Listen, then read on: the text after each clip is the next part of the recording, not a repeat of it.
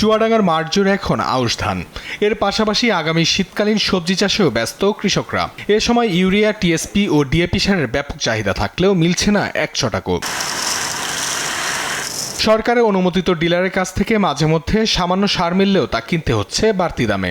যে পরিমাণ দরকার সে পরিমাণ আমরা পাচ্ছি না, তো পরে আমাদের বাড়িতে কিনা লাগবে বেশি দামে। ইউরিয়া এক বস্তা, ফসফেট এক বস্তা, ড্যাপ এক বস্তা, পটাশ এক বস্তা মিলিয়ে আমার সার দেবে। আমি যদি একটা নিতে গেলে আমার একটা দেবে না। কৃষকরা বলছে সারের এই সংকট কৃত্রিমভাবে সৃষ্টি করা হয়েছে। সমাধান না হলে আউশ মৌসুমে ধান উৎপাদন ব্যাহত হওয়ার শঙ্কা রয়েছে। চাহিদা অনুপাতে সার পাওয়া যাচ্ছে না, এটা সঠিক, কিন্তু বেশি দামে যখন বাইরে ক্রয় করতে যাচ্ছে তখন বেশি দামে তাদের কাছ থেকে কৃষক সার পাচ্ছে, কিন্তু আসলে এটা কৃত্রিম সংকট করা হচ্ছে আমার মনে হয়। ডিলার বাদে অন্য যায় সার নিতে গেলে আর বাস্তাপাতি 300 টাকা বেশি দিতে হচ্ছে। সেখানে আমাকে লেনদেন বাকি নিতে হয়, কিছু তো করার নেই।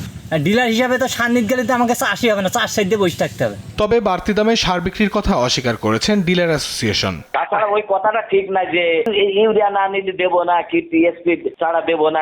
তাদের কাছ কি আমি এই 1350 টাকার সার কি 1360 টাকা নিতে পারছি বলেন? এই কথাটা ঠিক না। কিংবা 1050 টাকার সার কেউ প্রমাণ, কোনো চাকরি প্রমাণ দিতে পারবে না। আর এই ব্যাপারে কড়া হুঁশিয়ারি দিয়েছেন কৃষি কর্মকর্তা। আমরা গতকালই সিদ্ধান্ত নিয়েছি যে সার বন্টনের ব্যাপারে আমাদের জোরালো পদক্ষেপ থাকবে। পাশাপাশি যারা কৃষক ভাই আছে তারা যদি সার দিতে চান সেক্ষেত্রে সকল ধরনের সহযোগিতা আমাদের পক্ষ থেকে থাকবে।